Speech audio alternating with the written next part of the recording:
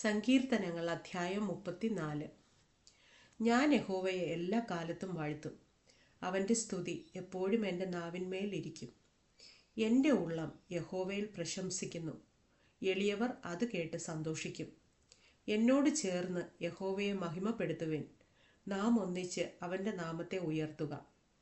ഞാൻ യഹോവയോട് അപേക്ഷിച്ചു, അവൻ എനിക്ക് ഉത്തരമരുളി. എൻ്റെ സകല ഭയങ്ങളിൽ നിന്നും എന്നെ വിടുവിച്ചു.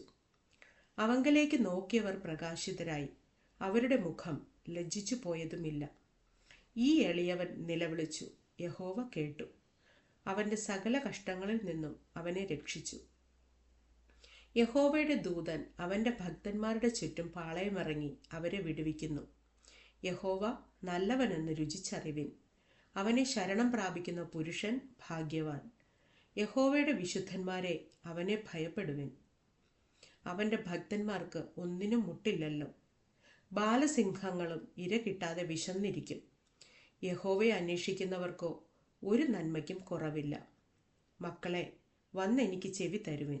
യഹോവയോടുള്ള ഭക്തിയെ ഞാൻ ഉപദേശിച്ചു തരാം. ജീവനെ ആഗ്രഹിക്കുകയും നന്മ കാണേണ്ടതിന് ദീർഘായുസ് ഇച്ഛിക്കുകയും ചെയ്യുന്നവൻ ആർ? ദോഷം ചെയ്യാതെ നിന്റെ നാവിനെയും വ്യാജം പറയാതെ നിന്റെ അധരത്തെയും കാത്തുകൊള്ളുക. ദോഷം വിട്ടകന്ന് ഗുണം ചെയ്യുക. സമാധാനം അന്വേഷിച്ച് പിന്തുടരുക.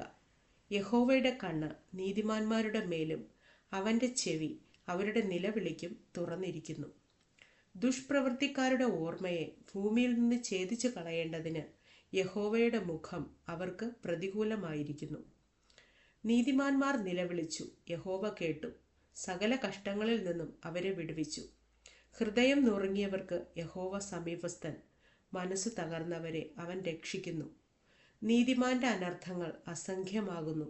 അവ എല്ലാറ്റിൽ നിന്നും യഹോവ അവനെ വിടുവിക്കുന്നു. അവൻ്റെ അസ്ഥികളെ എല്ലാം അവൻ സൂക്ഷിക്കുന്നു. അവയിലൊന്നും ഒടിഞ്ഞു പോകുകയുമില്ല. അനർത്ഥം ദുഷ്ടനെ കൊല്ലുന്നു.